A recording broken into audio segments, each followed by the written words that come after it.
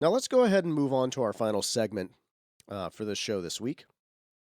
And it's really following up on something we talked about last week in Doctor Strange in the Multiverse of Madness and my theories and just kind of what's going on with that series now.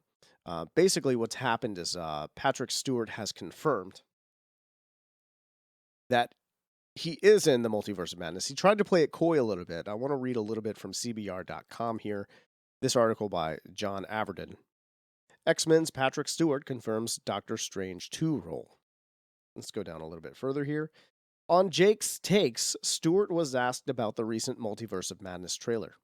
Well, I had my phone turned off as it happened, so I didn't hear anything, he said.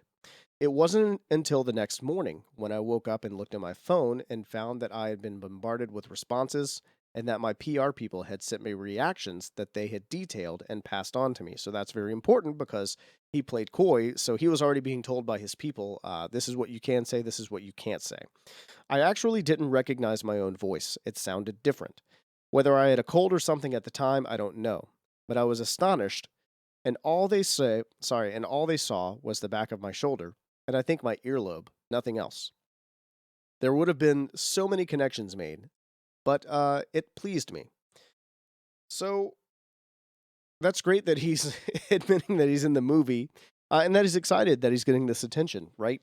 I don't know if do you buy the line that he was not aware that that was his own voice? Do you think that's the case?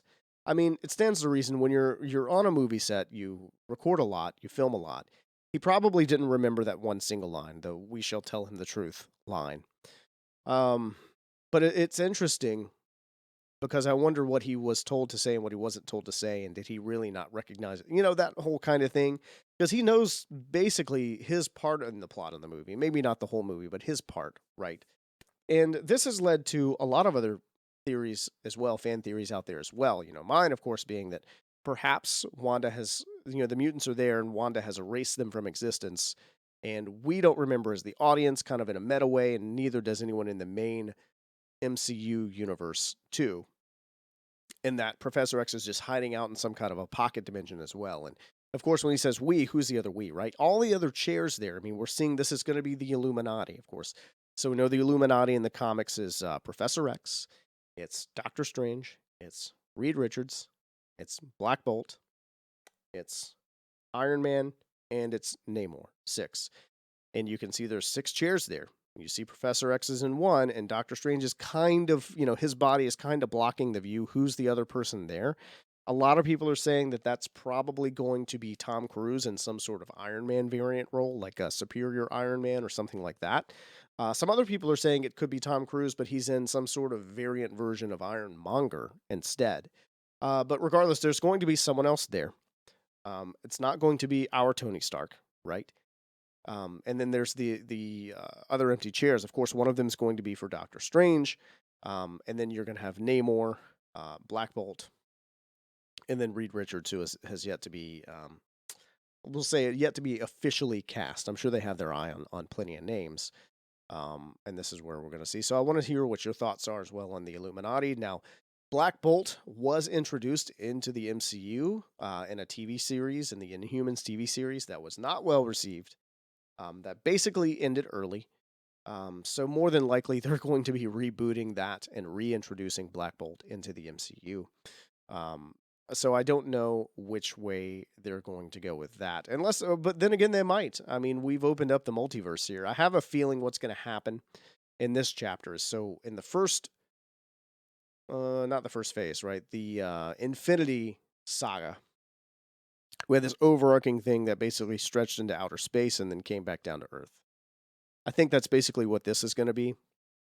It's going to stretch out into the multiverse, and then it's going to come back to the main MCU universe, and then we're going to have some kind of melding, right? So we're seeing here multiversal implications in Loki, of course, and Spider-Man, and Doctor Strange. Some kind of Captain Marvel bleed over there a little bit in WandaVision, and of course, Wanda and Vision and everyone else. So I have a feeling that what's going to happen is this whole saga from the MCU is going to branch out into the multiverse, and it's all going to come back together, and they're going to put it into the multiverse at the end of whatever saga this is. I guess I don't know. They might go another 4 phases or what have you, but I guess we'll see. I'd love to hear your thoughts on it. That's all. If you're like me, you're a huge fan of trivia, and that's why I wrote It's Trivial 1000 Trivia Questions. Whether you're just a big fan of useless facts or you're starting your own trivia night and you need a resource, It's Trivial 1000 Trivia Questions is exactly what you are looking for, with 10 great categories from music, movies, superheroes, video games. It's all in there. There is something for everybody. It comes in paperback and hardcover. You can get it on Amazon.com or order it from your local bookstore. That's It's Trivial 1000 Trivia Questions. And if you pick up a copy, be sure to hit me up on Twitter at Grant L. Fletcher.